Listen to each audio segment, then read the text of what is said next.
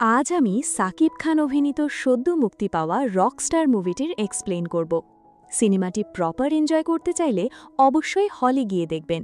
আর যারা শুধু এক্সপ্লেনেশন দেখতে চান তারা আমার এই ভিডিওটি কন্টিনিউ করুন। আর হ্যাঁ, ঈদের সব মুভিগুলোর এক্সপ্লেনেশন পেতে চ্যানেলটি সাবস্ক্রাইব করতে ভুলবেন না। সিনেমার শুরুতে দেখা যায় একটা কানায় কানায় পূর্ণ স্টেডিয়াম, যেখানে রকস্টার আগুনের কনসার্ট হওয়ার কথা। নির্দিষ্ট সময় পেরিয়ে গেলেও আগুনের দেখা নেই। ম্যানেজমেন্ট যখন তাকে হন্যে হয়ে খুঁজছে, তখন দেখা যায় পরিত্যক্ত এক রাস্তায় নেশাগ্রস্ত অবস্থায় গাড়িতে উঠছে আগুন। বেপরোয়া গতিতে গাড়ি চালিয়ে সে যখন স্টেডিয়ামে পৌঁছায়, তখন দর্শকদের ভিড় ঠেলে কোনো মতে স্টেজে গিয়ে দাঁড়ায়। কিন্তু গান শুরু করার ঠিক আগ মুহূর্তেই কাহিনী ফ্ল্যাশব্যাকে চলে যায়। আসলে আগুন বড়লোক বাবার একমাত্র সন্তান। তার বাবা জুনায়েদ দেশের একজন নামকরা ক্লাসিক্যাল মিউজিক গুরু এবং মা শবনম। বাবার ইচ্ছা ছেলে তার মতো ক্লাসিক্যাল গান শিখুক, কিন্তু আগুনের স্বপ্ন সে রকস্টার হবে। একদিন বাবার সাথে এক ক্লাসিক্যাল অনুষ্ঠানে গিয়ে আগুন লবিতে গাঁজা ধরায়, যার ধোঁয়ায় ফায়ার অ্যালার্ম বেজে ওঠে। পুরো অনুষ্ঠান পণ্ড হয়ে যায়। সিকিউরিটি তাকে ধরে বাবার সামনে নিয়ে আসলে জুনায়েদ চরম বিরক্ত হন। বাড়ি ফিরে আগুন তার বন্ধুদের সাথে নিজস্ব স্টুডিওতে জ্যামিং করতে বসে। আগুন মূলত পর্দার আড়ালে থেকে ব্যান্ডের গান লিখত ও সুর করত, কিন্তু কখনো স্টেজে উঠত না, কারণ ছোটবেলায় একবার স্টেজে গান গাইতে গিয়ে ভয়ে তার হাত পা কেঁপে শুরু করেছিল। সেই ট্রমা সে কাটিয়ে উঠতে পারেনি, তাই তাদের ব্যান্ডের সব ক্রেডিট চলে যেত রক্সি নামের মূল গায়কের কাছে। ওদিকে ক্লাসিক্যাল অনুষ্ঠানে আগুনের সাথে ঝামেলা হওয়া রিশাদ নামের আরেক বড়লোকের ছেলে প্রতিশোধ নিতে স্পোর্টস কার নিয়ে আগুনের সামনে আসে এবং তাকে গাড়ি চালাতে দেয়। আগুন পরোয়া না করে রিশাদের দামি গাড়িটি একটি খুঁটির সাথে অ্যাক্সিডেন্ট করিয়ে দিয়ে সেখান থেকে বাইক নিয়ে চলে যায়। এরই মধ্যে দুদিন পর তাদের ব্যান্ডের জন্য একটা বড় সুযোগ আসে, ওয়ারফেজের কনসার্টের ওপেনিং স্লট। কিন্তু পারফর্ম করার মাত্র 5 মিনিট আগে রক্সি ফোন করে জানায় সে অ্যাক্সিডেন্ট করেছে এবং আসতে পারবে না। উপায় না দেখে বন্ধুরা আগুনকে স্টেজে ওঠার জন্য জোড়াজোড়ি করতে থাকে। নিরুপায় হয়ে আগুন যখন স্টেজে ওঠে, তখন দর্শকদের ভিড় দেখে পুরনো ট্রমার কারণে আবারও তার হাত পা কেঁপে শুরু করে। কিছুক্ষণ স্তব্ধ হয়ে দাঁড়িয়ে থাকার পর আগুন চোখ বন্ধ করে গান গাওয়া শুরু করে। তার দুর্দান্ত পারফরমেন্স দেখে দর্শকরা মেতে ওঠে। এই ভিড়ের মধ্যেই আগুন দেখতে পায় মীরা নামের একটি তরুণীকে, যে তার গান খুব উপভোগ করছিল। কনসার্টটি দারুণভাবে সফল হয়। শো শেষে আগুন মীরার সাথে কথা বলতে যায়। ঠিক তখনই কনসার্ট ভেন্যুতে একটা ঝামেলা ও মারামারি সৃষ্টি হলে আগুন মীরার হাত ধরে তাকে নিরাপদে বাইরে নিয়ে আসে। আগুন মীরাকে তার গাড়িতে ওঠার প্রস্তাব দেয়। মীরা অপরিচিত কারোর সাথে যেতে ইতস্তত করে। তখন আগুন তাকে বুঝিয়ে বলে, খারাপ মানুষ হলে তোমাকে বাঁচাতাম না, মাত্র 5টা মিনিট আমাকে বিশ্বাস করে দেখতে পারো। মীরা রাজি হয়ে গাড়িতে ওঠে। আগুন গাড়ি চালিয়ে তাকে নিয়ে যায় একটি বহুতল ভবনের ছাদে, বিলবোর্ডের সামনে। সেখানে বসে দুজনে গল্প শুরু করে এবং মীরার কাছে আগুনের কথাবার্তা বেশ ভালো লাগতে শুরু করে। মীরাকে প্রথম দেখাতেই ভালো লেগে গিয়েছিল আগুনের। অল্প কিছুদিনের মধ্যেই সেই ভালো লাগা গভীর ভালোবাসায় রূপ নেয়। দুজনে প্রায় প্রতিদিনই দেখা করত, তবে মীরার প্রেমে মগ্ন থাকায় আগুন নিজের ব্যান্ডের পেছনে একদমই সময় দিতে পারছিল না। এদিকে তাদের আগের গানটি তুমুল ভাইরাল হওয়ায় আগুনের জনপ্রিয়তা দিন দিন বাড়ছিল। কিছুদিন পর ডিএসকে মিউজিক কোম্পানির মালিক ববি আগুনের সাথে দেখা করে তার গানের প্রচুর প্রশংসা করে। ববি তাকে বড় বাজেটের অ্যালবাম এবং আন্তর্জাতিক প্রোগ্রামের অফার দেয়, যেখানে আগুন শুধু গান লেখা, সুর করা আর গাওয়ার দিকে মনোযোগ দেবে। এই বড় সুযোগে আগুন ও তার বন্ধু আসলাম ভীষণ খুশি হয় এবং একটি নাইট ক্লাবে চুক্তি স্বাক্ষরের দিন ধার্য হয়। চুক্তি স্বাক্ষরের দিন আগুন মীরাকে সাথে নিয়ে সেই নাইট ক্লাবে যায়। সেখানে ওয়েস্টার্ন পোশাকের ভিড়ে মীরা কিছুটা অস্বস্তি বোধ করছিল। চুক্তি স্বাক্ষরের ঠিক আগ মুহূর্তে মীরা ওয়াশরুমে গেলে সেখানে রিশাদ, যার গাড়ি আগুন ভেঙেছিল, মীরার সাথে অভদ্র ব্যবহার ও জোর জবরদস্তি করার চেষ্টা করে। মীরা ওয়াশরুম থেকে ফিরে কান্না ভেজে অবস্থায় সেখান থেকে চলে যেতে চায়। ঘটনা শুনে আগুন ক্ষোভে ফেটে পড়ে এবং সবার সামনে রিশাদকে বেধড় মারধর করে হুঁশিয়ারি দেয়, মীরা শুধু আমার, ওর দিকে তাকালে চোখ উপড়ে ফেলব। নাইট ক্লাবের এই ঘটনার পর মীরার প্রতি আগুনের এমন অন্ধ ভালোবাসা দেখে মীরা তাকে আরও বেশি ভালোবেসে ফেলে। কিন্তু ওই মারামারির জেরে ববির সাথে চুক্তিটা আটকে যায় এবং তাদের ব্যান্ডের অবস্থা খারাপ হতে শুরু করে। তবে কিছুদিন পর আসলাম সুসংবাদ নিয়ে আসে যে ববি ওই ঝামেলা ভুলে আবারও তাদের অ্যালবামটি করতে রাজি হয়েছে। এরপর শুরু হয় নতুন উদ্যমে গান লেখা ও কম্পোজিশনের কাজ। তাদের প্রথম গান আমাকে উড়িয়ে দাও মুক্তি পাওয়ার সাথে সাথে দেশ জুড়ে ভাইরাল হয়ে যায়। রিলস আর কাভার ভিডিওতে ছেয়ে যায় পুরো সোশ্যাল মিডিয়া। রাতারাতি আগুন একজন বিশাল স্টারে পরিণত হয়। তাদের প্রতিটি স্টেজ শো হাউসফুল হতে থাকে। তবে এই আকাশচুম্বী খ্যাতির সাথে সাথে আগুন অল্প অল্প নেশাতেও জড়িয়ে পড়ে। এমনই এক নেশাগ্রস্ত অবস্থায় ব্যান্ডের সবাইকে নিয়ে সে একটি মিডিয়া ইন্টারভিউতে অংশ নেয়। সেখানে সাংবাদিকরা আগুনের পারিবারিক ব্যক্তিগত জীবন নিয়ে একের পর এক অস্বস্তিকর প্রশ্ন করতে থাকে। মূলত আগুনের বাবা জুনায়েদের পরকীয়া এবং তার মা, যিনি একসময় বড় সিঙ্গার ছিলেন, দুজনের মধ্যে অশান্ত সম্পর্ক ও স্ক্যান্ডেল নিয়ে মিডিয়াতে আগে থেকেই চর্চা ছিল। এক সাংবাদিক সরাসরি প্রশ্ন করে বসে, তুমিও কি তোমার বাবা মায়ের মতো চলছ? কিছুদিন আগে ক্লাসিক্যাল অনুষ্ঠানে গাঁজা খাওয়া বা নাইট ক্লাবে মন্ত্রীর ভাতিজাকে মারধর করা তো সেই ইঙ্গিতই দেয়। মায়ের নামে এমন কথা শুনে আগুন চরম রেগে যায় এবং লাইভ ইন্টারভিউতে সাংবাদিকদের সাথে তুমুল দুর্ব্যবহার করে চলে আসে। ফলস্বরূপ মিডিয়া তার বিরুদ্ধে নেতিবাচক খবর ছাপতে শুরু করে। এই ঘটনায় আগুনের মন ভীষণ খারাপ হয়ে যায়। পরবর্তীতে ববি তাদের গানের সাফল্যের জন্য একটি সাকসেস পার্টির আয়োজন করে। সেখানে আগুনকে একা মন খারাপ করে বসে থাকা দেখে ববি তার কাছে এসে তাকে শান্ত করতে একটি উচ্চমাত্রার ড্রাগস বা নেশা জাতীয় দ্রব্যের অফার দেয়, যেটা আগুন প্রথমে নিতে একদমই রাজি ছিল না। ববি তখন আগুনকে ফুসলাতে থাকে এবং বলে, তুমি কি আমাকে বিশ্বাস করো না? একটা টান দিয়েই দেখো, সব চিন্তা মাথা থেকে দূর হয়ে যাবে। ববির কথায় প্ররোচিত হয়ে আগুন ড্রাগসের প্রথম টানটি নেয় এবং মুহূর্তেই তার মাথা ঝিমঝিম করে ওঠে।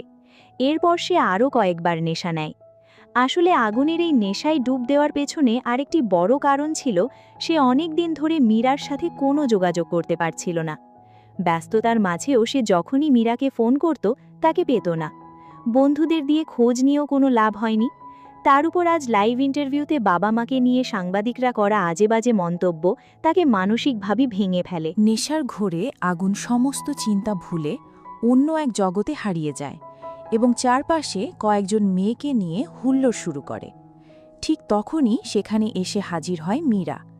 আগুনকে এই অবস্থায় দেখে সে ভীষণ রেগে যায় এবং চরম ক্ষোভ প্রকাশ করে বলে, আমি ভেবেছিলাম তুমি অন্য ছেলেদের চেয়ে আলাদা, কিন্তু তুমিও দেখে একটুখানি খ্যাতি পেয়েই মেয়েদের নিয়ে মেতে উঠেছ। আমার জীবনে কি ঝড় বয়ে যাচ্ছে তার কোনো খবর রেখেছ? আগুন তাকে বোঝানোর চেষ্টা করে যে সে যোগাযোগের অনেক চেষ্টা করেছিল, কিন্তু মীরা ক্ষুব্ধ কণ্ঠে জানায়, আমাদের সম্পর্কের কথা আমার পরিবার জেনে গেছে। তারা আমার ফোন ভেঙে ফেলেছে এবং অন্য জায়গায় আমার বিয়ে ঠিক করছে। আমি আজ এখানে এসেছিলাম সব ঠিকঠাক করতে, কিন্তু এসে দেখছি আমাকে ছাড়াও তুমি বেশ ভালোই আছো। অবশ্য তোমার তো নিজের কোনো পরিবারই নেই, তুমি কারোরই হতে পারো না। পরিবার নিয়ে মীরার এই মন্তব্য সহ্য করতে না পেরে প্রচণ্ড নেশাগ্রস্ত আগুন তীব্র রেগে যায়। সে মীরাকে আজেবাজে কথা শোনাতে শুরু করে এবং বলে, তুমিও অন্য মেয়েদের মতোই জাজমেন্টাল। এক পর্যায়ে রাগর মাথায় সে মীরাকে ধাক্কা দিয়ে পার্টি থেকে বের করে দেয়। মীরা ভীষণ কষ্ট পেয়ে কাঁদতে কাঁদতে সেখান থেকে চলে যায়, আর আগুন আবার পার্টিতে ফিরে সারা রাত মেয়েদের সাথে নেশায় মগ্ন থাকে। পরদিন সকালে বন্ধু আসলাম স্টুডিওতে এসে দেখে আগুনের কোনো জ্ঞান নেই। সেদিনই কোর্টে মন্ত্রীর ভাতিজাকে মারধরের মামলার শুনানি ছিল। আসলাম মুখে পানি ছিটিয়ে বা গাঁজা জ্বালিয়েও আগুনের জ্ঞান ফেরাতে না পেরে শেষে ড্রাগসের পাউডার শুকিয়ে তাকে জাগিয়ে তোলে। এরপর জুনায়েদ, আগুন ও আসলাম কোর্টে পৌঁছায়। বাবা আগুনকে চুপ থাকার পরামর্শ দেন এবং তার প্রভাবে জাজ আগুনকে বেকসুর খালাসও করে দেন। কিন্তু বিপত্তি ঘটে যখন আগুন সবার উদ্দেশ্যে হাত তোলে। তার জ্যাকেটের পকেট থেকে ড্রাগসের পাউডার নিচে পড়ে যায়, যা আগের রাতে পার্টির এক মেয়ে তার পকেটে লুকিয়ে রেখেছিল। প্রকাশ্য আদালতে এই কাণ্ড দেখে পুলিশ তৎক্ষণাৎ আগুনকে গ্রেফতার করে সরাসরি কারাগারে পাঠিয়ে দেয়। নেশার ঘোরে আগের রাতে মীরার সাথে কী অন্যায় ব্যবহার করেছিল তা আগুনের কিছুই মনে ছিল না, তাই সে জেল থেকেই আসলামের কাছে বারবার মীরার খোঁজ জানতে চাইত, কিন্তু আসলাম ক্ষোভে দুঃখে তাকে কিছুই বলত না। ওদিকে কারাগারে ড্রাগস না পেয়ে আগুনের শারীরিক ও মানসিক অবস্থা চরম খারাপ হতে থাকে। জেলের ভেতর একটি বন্দীদের মিউজিক ব্যান্ড থাকলেও আগুন সেদিকে খেয়াল না করে শুধু মীরার চিন্তায় ডুবে থাকত। এভাবে বেশ কিছুদিন কাটার পর একদিন আগুনের জামিন হয়। জেল থেকে বের হওয়ার পর আসলাম তাকে রিসিভ করতে আসে এবং জানায় জুনাইদ ব্যস্ত থাকায় আসতে পারেননি। আসলাম তাকে বাড়ি ফেরার কথা বললেও আগুন নাছোড়বান্ধা হয়ে মীরার খোঁজ করতে থাকে। এক পর্যায়ে সে আসলামকে বাধ্য করে মাঝরাস্তা থেকেই গাড়ি ঘুরিয়ে সরাসরি মীরার বাড়ির উদ্দেশ্যে রওনা দিতে। যখন তারা সেখানে পৌঁছায় তখন সন্ধ্যা পেরিয়ে রাত হয়ে গেছে। মীরার বাড়িতে যখন আগুন পৌঁছায় তখন তার পরিবার একসাথে রাতের খাবার খাচ্ছিল। সেখানে মীরাকে না দেখে আগুন অস্থির হয়ে তার খোঁজ করতে থাকে, কিন্তু পরিবারের কেউ কোনো উত্তর না দিয়ে উল্টো আগুনকে রাতের খাবারে আপ্যায়ন করতে চায়। অনেক জোড়াজোড়ির পর আগুন খেতে বসে। মীরার মা গরুর মাংস আর আলু ভর্তা রান্না করেছিলেন। আগুন খাবারের প্রথম লোকমা মুখে নিতে যাবে, ঠিক তখনই তাকে জানানো হয় যে মীরার বিয়ে হয়ে গেছে। প্রথমে আগুন ভাবছিল তারা মজা করছে, কিন্তু কিছুক্ষণের মধ্যেই সে রূঢ় বাস্তবতার মুখোমুখি হয়। মীরার আসলেই বিয়ে হয়ে যাওয়া শুনে আগুনের পায়ের নিচ থেকে মাটি সরে যায়। যাকে সে নিজের জীবনের চেয়েও বেশি ভালোবাসত তাকে চিরতরে হারিয়ে ফেলেছে ভেবে সে দিশেহারা হয়ে পড়ে। বিশেষ করে শেষ রাতে মীরার সাথে করা নিজের খারাপ ব্যবহার আর ধাক্কা দিয়ে বের করে দেওয়ার অনুশোচনা তাকে কুড়ে কুড়ে খাচ্ছিল। ভাঙা মন নিয়ে আগুন তার আলাদা ফ্ল্যাটে ফিরে আসে। এরপর দীর্ঘদিন সে গানবাজনা সম্পূর্ণ বন্ধ করে দেয় এবং দিনরাত শুধু নেশার ঘোরে ডুবে থাকে। কিছুদিন পর আগুন বুঝতে পারে মীরা আর কখনোই তার জীবনে ফিরে আসবে না, আর সেও মীরা ছাড়া অন্য কাউকে নিজের জীবনে জড়াতে পারবে না। এই কষ্টকে বুকে চেপেই আগুন আবারও কনসার্ট করা শুরু করে। এবার তার গায়কি যেন আরও ধারালো, কারণ সুরের মাঝে মিশেছিল তীব্র বাস্তব বিরহ। দর্শকরা তার এই কষ্টের সুর আগের চেয়েও বেশি পছন্দ করে এবং দেশ জুড়ে আগুনের এক অভূতপূর্ব ক্রেজ তৈরি হয়। বড় বড় ব্র্যান্ড তার কাছে স্পন্সরশিপ ও বিজ্ঞাপনের অফার নিয়ে আসতে থাকে। এমনই একদিন আগুন একটি বিজ্ঞাপনের ফটোশ্যুটে যায়। সেখানে তার সহ মডেল হিসেবে ছিলেন দেশের অত্যন্ত জনপ্রিয় মডেল এলিটা গোমেজ। শুটিং সেটে ক্লায়েন্টের ম্যানেজার আগুনকে পাত্তা না দিয়ে এলিটার সাথে ফ্লার্ট করতে ব্যস্ত ছিল।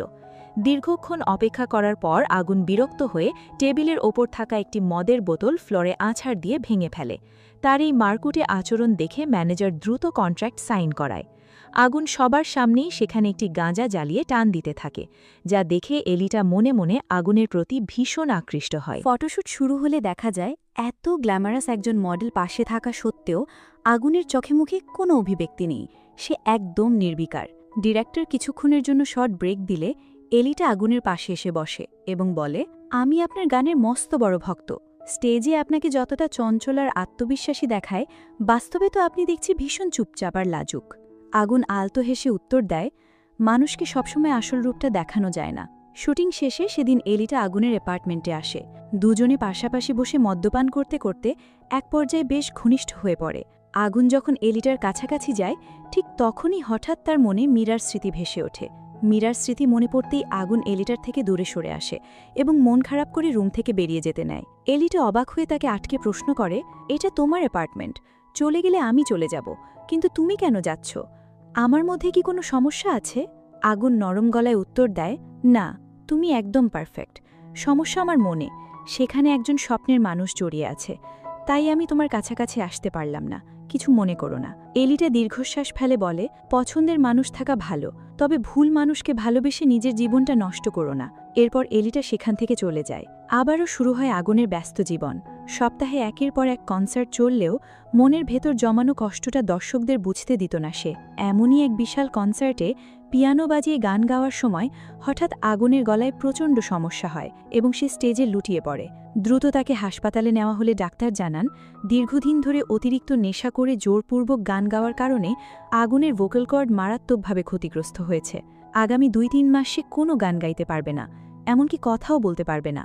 তাকে সম্পূর্ণ বিশ্রামে থাকতে হবে। এই খবর শুনে আগুন ও আসলাম স্তব্ধ হয়ে যায়। ওদিকে সেটে উপস্থিত মিউজিক কোম্পানির মালিক ববি ক্ষিপ্ত হয়ে চেঁচিয়ে ওঠে, গান গাইতে পারবি না মানে কি? ওর পেছনে আমার কোটি টাকা ইনভেস্ট করা, জলদি গলা ঠিক করো, না হলে তোদের নামে কেস করে দেব।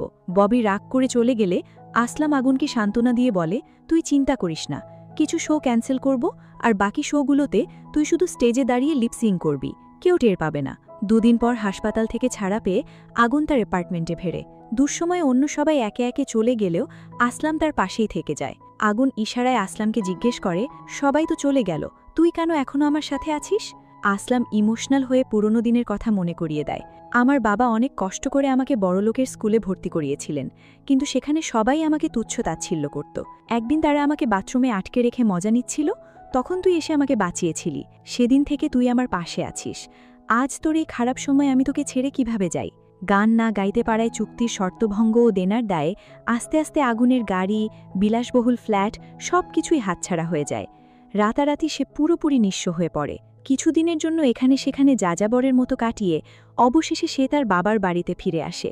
সেখানে ঢুকতেই তার মা তাকে দেখে অনেক আজেবাজে কথা শুনিয়ে খোঁচা দিতে থাকেন। মায়ের এমন আচরণ সহ্য না করতে পেরে আগুন ক্ষোভে বলে ওঠে, তুমি কি কোনোদিন আমার আসল মা হতে পেরেছ? তুমি তো আমার শৈশব থেকেই মায়ের স্নেহ কেড়ে নিয়েছ। আগুন যখন বাড়ি থেকে বেরিয়ে যাচ্ছিল, ঠিক তখনই সেখানে জুনায়েদ এসে হাজির হন। ছেলেকে চলে যেতে দেখে মায়ের ভেতরের জমে থাকা কষ্টটা কান্নায় রূপ নেয়। সে আগুনের উদ্দেশ্যে বলে, তোর বাবাকে যখন ভালোবেসে বিয়ে করেছিলাম, আমরা দুজনেই গান গাইতাম। সংসারের ভবিষ্যতের কথা ভেবে আমি গান ছেড়ে দিলাম, কিন্তু কিছুদিন পরই জানতে পারি তোর বাবা একের পর এক পরকীয়ায় জড়িয়ে পড়েছে। আমি যখন তাকে ছেড়ে চলে যাওয়ার সিদ্ধান্ত নেই, ঠিক তখনই তুই আমার পেটে আসিস। তোর মুখের দিকে তাকিয়ে আমি আমার পুরো জীবনটা এই নরকে নষ্ট করেছি। এই তীব্র ক্ষোভ থেকে আমি নিজেকে এমন পাথর বানিয়েছিলাম যেন তোর দুঃখেও আমি হাসতে পারি, কিন্তু মা তো, তাই তোর এই পরিণতি দেখে আজ আমি হাসতে পারছি না, আমার বুকটা ফেটে যাচ্ছে। এই বলে আগুনের মা কান্নায় ভেঙে পড়ে। মায়ের মুখে অতীতের এই নির্মম সত্য শুনে আগুনের বুক কেঁপে ওঠে। তবে সে আর এক মুহূর্তও সেখানে না দাঁড়িয়ে বাড়ি থেকে বেরিয়ে যেতে নেয়। জুনায়েদ তাকে থামানোর আপ্রাণ চেষ্টা করলেও কোনো লাভ হয় না। আগুন চলে যায়। এরপর থেকে তার দিন কাটতে থাকে রাস্তায় রাস্তায়, যাযাবরের মতো। এক রাতে রাস্তার ধারে বসে যখন সে সাধারণ চা রুটি খাচ্ছিল, তখন আসলামের সাহায্যে জুনায়েদ সেখানে এসে হাজির হন। ছেলেকে জড়িয়ে ধরে তিনি নিজের অতীতের সব ভুলের জন্য ক্ষমা চান এবং অনেক বুঝিয়ে বাড়ি ফিরে যেতে বলেন। আগুন প্রথমে নির্বিকার থাকলেও বাবা যখন ব্যর্থ মনোরথে ফিরে যাচ্ছিলেন, তখন সে ইশারায় আকুতি জানায়, আমাকে একা ফেলে যেও না, এখান থেকে নিয়ে যাও। জুনায়েদ ছেলেকে পরম মমতায় বাড়ি ফিরিয়ে নিয়ে আসেন। পরদিন আগুনের চিকিৎসার জন্য তাকে দেশের সবচেয়ে বড় হাসপাতালে নিয়ে যাওয়া হয়। সেখানে চেকআপের ফাঁকে আসলাম আগুনকে বলে, তোর সব নেশা চুকে গেছে, আর মীরাকেও তুই ভুলে গেছিস দেখে আমার খুব ভালো লাগছে। ঠিক তখনই ওপর থেকে নিচে চোখ পড়তেই আগুন থমকে যায়। গ্রাউন্ড ফ্লোরে মীরার মতো একজনকে দেখতে পেয়ে সে দৌড়ে নিচে নেমে আসে। সামনে গিয়ে দেখে, হ্যাঁ, এ তো সত্যিই মীরা। দুজন দুজনকে দেখে স্তব্ধ হয়ে যায়। কথা বলার জন্য তারা হাসপাতালের বাইরের ফাঁকা মাঠে আসে। আগুনের গলা দিয়ে কোনো আওয়াজ না বের হওয়ায় সে মোবাইলে টেক্সট করে মীরাকে জানায় সে তাকে কতটা খুঁজেছে এবং তার জন্য কতটা কষ্ট পেয়েছে। কিন্তু মীরার মনেও তো অভিমান ছিল, কারণ শেষ রাতে আগুনই তাকে ধাক্কা দিয়ে তাড়িয়ে দিয়েছিল। আগুন যখন টেক্সট করে, তাই বলে তুমি রাগ করে অন্য কাউকে বিয়ে করে নিলে? তখন মীরা তাকে অবাক করে দিয়ে বলে, আমি বিয়ে করিনি, শুধু এনগেজমেন্ট হয়েছিল, কিন্তু সেটাও আমি ভেঙে দিয়েছি। কথাটা শুনে আগুনের মনে আশার আলো জাগলেও মীরা বলে, খুশি হয়ে লাভ নেই, আমরা আর কখনো এক হতে পারবো না। এই বলে মীরা চলে যেতে নিলে আগুন তাকে থামানোর চেষ্টা করে ব্যর্থ হয় এবং মন খারাপ করে দাঁড়িয়ে থাকে। কিন্তু কয়েক কদম গিয়েই মীরা আর নিজেকে ধরে রাখতে পারে না। সে দৌড়ে এসে আগুনকে জড়িয়ে ধরে কান্নায় ভেঙে পড়ে বলে, আমিও তোমাকে ভুলতে পারিনি, খুব মিস করেছি, আমি তোমাকে ভালোবাসি, আর কখনো আমাকে ছেড়ে যেও না। এরপর থেকে তাদের জীবনে আবার বসন্ত ফিরে আসে। মীরা নিজ দায়িত্বে আগুনের দেখাশোনা শুরু করে। নিয়ম করে ওষুধ খাওয়ানো, গলার ব্যায়াম করানো, এমনকি আগুনের চুল কেটে দেওয়াও সব মীরা নিজেই করত। মীরার এই নিঃস্বার্থ ভালোবাসায় কয়েক মাসের মধ্যে আগুনের গলা পুরোপুরি ঠিক হয়ে যায়। এরপর একটি কলেজের ছোটখাটো কনসার্টের মাধ্যমে আগুন আবারও স্টেজে ফেরে।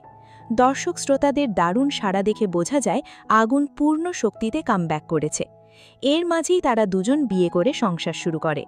কিছুদিন পর মীরা এসে আগুনকে এক পরম আনন্দের সংবাদ দেয়, তারা বাবা মা হতে চলেছে। সুখের দিনগুলো ভালোই কাটছিল। আগুন আবারও বড় বড় কনসার্ট নিয়ে ব্যস্ত হয়ে পড়ে। এর মাঝেই এক বিদেশি নামকরা গায়ক আগুনের সাথে একটি গান কোলাবোরেশনের প্রস্তাব দেয়। চুক্তি সইয়ের জন্য আগুন সেই বিদেশি গায়কের অফিসে যায়। ওদিকে মীরার আজ নিয়মিত প্রেগন্যান্সি চেকআপের জন্য হাসপাতালে যাওয়ার কথা ছিল। আগুন কাজে ব্যস্ত থাকায় ফোনে মীরাকে দুঃখ প্রকাশ করে। মীরা তাকে সান্ত্বনা দিয়ে হাসপাতালের ভেতরে ঢুকে যায়। অফিসে আগুন ও সেই বিদেশি গায়ক যখন চুক্তিতে সই করতে যাবে, ঠিক তখনই টিভির স্ক্রিনে একটি ব্রেকিং নিউজ ভেসে ওঠে। আগুন স্তম্ভিত হয়ে দেখে মীরা মাত্র যে হাসপাতালটিতে প্রবেশ করেছে সেটির ওপর একটি বিমান ক্র্যাশ করেছে। পুরো হাসপাতাল ধ্বংসস্তূপে পরিণত হয়েছে। বুকের ভেতর হাহাকার নিয়ে আগুন দৌড়ে হাসপাতালে পৌঁছায়। চারিদিকে শুধু লাশ আর আহাজারি। খুঁজতে খুঁজতে হঠাৎ আগুনের চোখ গিয়ে পড়ে একটি স্ট্রেচারের ওপর। সেখানে নিস্তর রক্তাক্ত দেহে শুয়ে আছে মীরা। মীরা আর তাদের অনাগত সন্তান চিরতরে চলে গেছে। এই চরম আঘাত আগুন কোনোভাবেই মেনে নিতে পারে না। মীরার দাফন শেষে বাড়ি ফিরে আগুন তার ঘরের মিনি বারে গিয়ে মদের বোতলগুলো একের পর এক ফ্লোরে আছাড় দিয়ে ভাঙতে শুরু করে। এরপর সে একটি সিগারেট ঠোঁটে চেপে লাইটার দিয়ে জ্বালিয়ে নেয়। ধোঁয়া ছেড়ে জ্বলন্ত লাইটারটি সে ছুঁড়ে মারে মেঝেতে ছড়িয়ে থাকা স্পিরিট ও মদের ওপর। মুহূর্তের মধ্যে পুরো ঘরে দাউ দাউ করে আগুন জ্বলে ওঠে। চারিদিকে সেই লেলিহান আগুনের মাঝে দাঁড়িয়ে আগুন নির্বিকার চিত্তে সিগারেটে শেষ টান দিতে থাকে। আর এভাবেই পুড়ে ছাই হয়ে যায় এক রকস্টারের ট্র্যাজিক গল্প। তো মুভিটি আপনাদের কাছে কেমন লাগলো সেটি কিন্তু অবশ্যই কমেন্ট করে জানাবেন। আর চ্যানেলে নতুন হয়ে থাকলে সাবস্ক্রাইব করে রাখবেন। ধন্যবাদ।